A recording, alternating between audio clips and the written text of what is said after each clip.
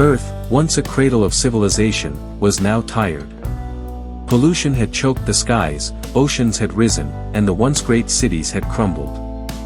Most people looked down, trying to survive, but not Alina. From the roof of her crumbling apartment in the ruined North Zone, she looked up.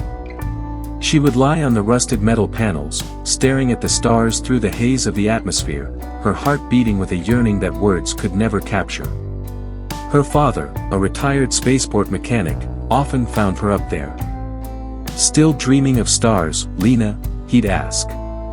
"One day, I'll go," she'd reply. "I'll leave this broken world and find something more." Her father never laughed. He just handed her an old tool kit. "Then you better start learning." Alina spent her teenage years in scrapyards, trading for old ship parts, learning from ancient manuals and AI fragments. She rebuilt engine cores, repurposed deep space fuel systems, and even created her own oxygen recycler from garbage tech. But space? That was for the elite, the military, corporations, and politicians. Civilians weren't even allowed near the launch bays anymore. Still, Alina applied to the United Human Space Initiative, UHSI, every year. And every year, she got a rejection, no sponsor. No credentials. No legacy. Until something strange happened. The signal came on a cold night, during a solar storm. A weak transmission, barely detectable, reached Earth. Most dismissed it as background radiation. But Alina intercepted it. It was Morse code. Help. Humans. Alone. It came from the outer rim of the Orion Belt, far beyond any known human outpost. She knew instantly, it wasn't fake. It was real. A cry for help, from someone, somewhere, who still remembered Earth. But no one listened. She pleaded with the UHSI, the Council, even pirate networks. No one cared. Resources were too thin. Risks too high. No proof. So, she took a risk no one else would. Her ship, the Starling, was cobbled together from old freighter parts, military scraps, and hope.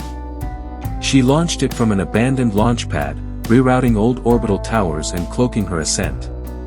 She left Earth with no backup, no crew, no promise of return. Just her voice, her ship, and the stars. During the journey, she encountered more than silence. Debris fields, rogue AIs, fuel shortages, mechanical failures, each tried to stop her. But Alina adapted. She rerouted power with her bare hands, grew algae for food, and recorded everything in a black box log. Alina Kale. Civilian. Searching for someone who remembers what it means to be human. After months in deep space, she reached a red dwarf star system, far beyond any known travel route. Orbiting a cracked, dry planet, she found it. A settlement. Not alien. Human. Broken structures, ancient Earth flags, solar panels worn by centuries of dust. And people. They were pale, thin, scared. They had stories of how their ancestors were left behind when Earth colonies collapsed centuries ago. No one ever returned. They lived in fear of dying alone. Until Alina. When she stepped from her ship, they wept. They had taught their children about Earth as a myth, a dream. To them, she was a legend made real. She wasn't a savior. Just a girl who never stopped looking up. She repaired their old communication arrays, using her knowledge to send a message back to Earth.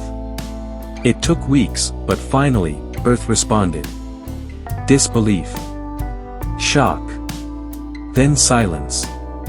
Then the headlines. Civilian girl discovers lost human colony. Alina Kale, the Starling of Hope. Earth rekindles space program after contact. Ships were built. Relief missions launched. The girl who was once rejected became the symbol of a new era. Alina didn't stop. She wasn't content with saving just one colony.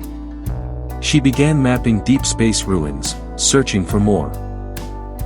She led expeditions to other abandoned worlds, saved more survivors, and even made first contact with alien species that had avoided humans for fear of war. But with each success, new threats emerged. Pirates tried to steal her tech. Rogue corporations saw the rediscovered colonies as profit zones. Even the UHSI tried to control her. She fought them all, with truth, with unity, with her voice. She became more than a girl. She became a movement. Alina Kale lived to be 96 years old. She died aboard her ship, Starling 3, orbiting a newly restored Earth-like planet, now named Kale 7 in her honor. By then, humanity had dozens of colonies. Children studied her life in schools. Her journals were sacred texts to explorers. But her most famous quote lived on every starship's core system. "We are small, but we are not weak. We are many, but we are not lost. We are human. And we remember."